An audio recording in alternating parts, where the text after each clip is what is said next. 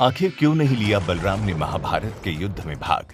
पौराणिक काल के सबसे बड़े युद्ध महाभारत, जिसमें देश विदेश छोटे बड़े राज्य के सभी राजाओं में से शायद ही कोई ऐसा हो जो विपक्ष रहा हो। लेकिन क्या आपने कभी सोचा है कि आखिर ऐसा हुआ क्यों कि इतने बलशाली और पराक्रमी होने के बावजूद इस युद्ध में हिस्सा लेने की जगह तीर्थ यात्रा पर जाने का निर्णय लिया? जी हाँ, श्री कृष्ण के दाऊ और बड़े भाई बलराम पांडव पुत्र भीम और धृतराष्ट्र के पुत्र दुर्योधन दोनों के गुरु थे और जिन्होंने दोनों को ही गदा चलाने की शिक्षा दी थी।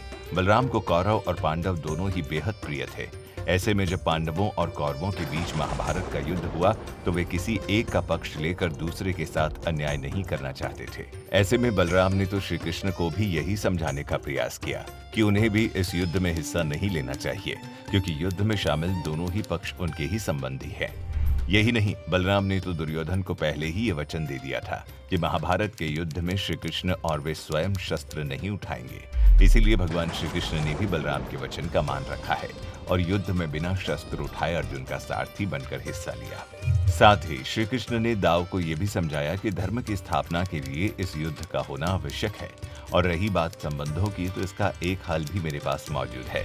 और हल स्वरूप उन्होंने दोनों पक्षों मतलब पांडवों और कौरवों के सामने ये प्रस्ताव रखा कि तुम्हें मुझे या मेरी नारायणी सेना में से किसी एक का चयन करना होगा। परंतु मैं ये पहले ही बतला देता हूँ कि संपूर्ण युद्ध में मैं ना तो युद्ध करूंगा और ना ही कोई शस्त्र धारण करूंगा। ये सुन दुर्योधन ने श्री कृष्ण को छोड़ नारायणी सेना को चयन किया और अर्जुन ने श्री कृष्ण को। एक तरफ जहां कौरवों के साथ कृष्ण की नारायणी सेना सहित 11 अश्वरोहिणी सेना थी, वहीं दूसरी तरफ पांडवों के साथ केवल 8 अश्वरोहिणी सेना थी। इसके बावजूद भी बलराम ने युद्ध न करने का प्रण लिया और सरस्वती नदी के तटवर्ती तीर्थों की यात्रा पर निकल गए।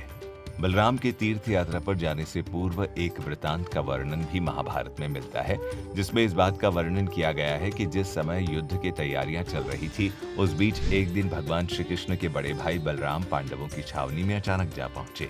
दाऊ भैया को आता देख श्री कृष्ण युधिष्ठिर समेत वहां उपस्थित सभी लोग बड़े प्रसन्न हुए। सभी ने उनका आदर किया। उसके पश्चात सभी को अभिवादन कर बलराम धर्मराज के पास बैठ गए और मन में चल रही विडंबना को बताते हुए उन्होंने बड़े व्यथित मन से धर्मराज से कहा कि कितनी बार मैंने कृष्ण को कहा कि हमारे लिए तो पांडव और कौरव दोनों ही एक समान है। दोनों को मूर्खता करने की सूझी, इसमें हमें बीच में पड़ने की आवश्यकता नहीं है। पर कृष्ण ने मेरी एक न मानी। कृष्ण का अर्जुन के प्रति स्नेह इतना ज्यादा है कि वे कौरवों के विपक्ष में है। अब जिस तरफ कृष्ण हो उसके विपक्ष में भला मैं कैसे जाऊं? और दूसरी तरफ भीम और दुर्योधन दोनों ने ही मुझसे गदा सीखी है। दोनों ही मेरे शिष्य हैं। दोनों पर मेरा एक जैसा स्नेह है। इन दोनों कुरुवंशियों को आपस में लड़ते हुए मैं नहीं देख सकता, इसीलिए मैं तीर्थ यात्रा पर जा रहा हूँ। इस प्रकार एक तरफ इतिहास का सबसे बड़ा विश्व युद्ध चल रहा था, वहीं दूसरी ओर उस काल के इतने बड़े योद्धा महाबली बलराम अपनी तीर्थ यात्रा कर रहे थे। कहा जाता है जब बलराम तीर्थ यात्रा से लौटे तो महाभारत का युद्ध अपने अंतिम चरण पर था और कुरुक्षेत्र की रणभूमि में भीम और दुर्योधन के बीच युद्ध चल रहा था। इस दौरान भीम ने श्री कृष्ण के इशारे पर दुर्योधन की जंघा पर गदा से वार किया और गांधारी पुत्र दुर्योधन वहीं गिर गए। दुर्योधन को पराजित होता देख बलराम क्रोधित हो उठे और कहने लगे कि श्री कृष्ण राजा दुर्योधन मेरे समान बलवान थे। गदा युद्ध में उनकी समानता करने वाला कोई और नहीं। छल पूर्वक ये अन्याय करके केवल दुर्योधन को नहीं गिराया गया, बल्कि मेरा भी अपमान किया है। ये कहकर महाबली बलराम अपना हल उठा भीमसेन की ओर दौड़े और उन्हें सजा देने की बात करने लगे। बलराम को इतना क्रोधित देख श्री कृष्ण ने बीच बचाव किया और दाऊ बलराम को याद दिलाया कि धर्म और अधर्म के बीच जब युद्ध लड़ा जा रहा था, तब आपने समय की इस चुनौती को स्वीकार नहीं किया।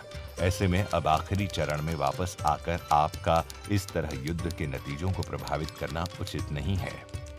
भगवान श्री कृष्ण के मुख में से ये वचन सुन बलराम जी शांत हो गए, परंतु उनके मन को अभी भी संतोष नहीं हुआ और वो सबके सामने अपना रोष प्रकट करते हुए बोले, राजा दुर्योधन को अधर्म पूर्वक मारकर पांडुपुत्र भीमसेन इस संसार में कपटपूर्ण युद्ध करने वाले योद्धा के रूप में विख्यात होंगे, जबकि दुर्योधन जिसने सरलता से युद्ध किया और उसी अवस्था में मारा गया, उसे सनातन सद्गति प्राप्त होगी। ऐसा कहकर वे वहां से चले गए। ये घटना बलराम के दुर्योधन के प्रति उनके स्नेह को स्पष्ट रूप से दर्शाती है। अंततः श्री कृष्ण ने निहत्थे होकर भी पांडवों को विजय दिलवा दी। इस प्रकार श्री कृष्ण ने एक तरफ तो बलराम के वचन का मान रखा और इसके साथ ही युद्ध में हिस्सा भी लिया।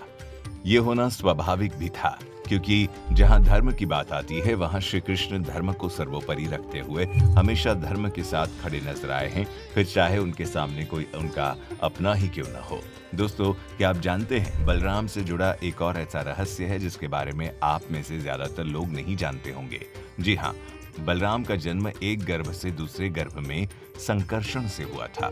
वास्तव में जब देवकी और वासुदेव कारागार में बंदी बनाए गए थे और कंस एक एक करके उनके सभी पुत्रों को मारते जा रहा था, तब उनके सातवें गर्भ में स्थित बालक को बचाने के उद्देश्य से सर्वेश्वर देव की प्रेरणा पाकर देवी योगमाया ने उस बालक को देवकी के गर्भ से संकर्षण करके वासुदेव की पहली पत्नी रोहिणी के गर्भ में स्थापित कर दिया। देवकी के गर्भ में स्थित वो बालक और कोई नहीं बल्कि बलराम थे। यही कारण है जिस वजह से उन्हें संकर्षण भी कहा जाता है। इससे जुड़े यदि कोई और भी प्रश्न आपके मन में आता है तो हमें नीचे कमेंट करके जरूर बताएं।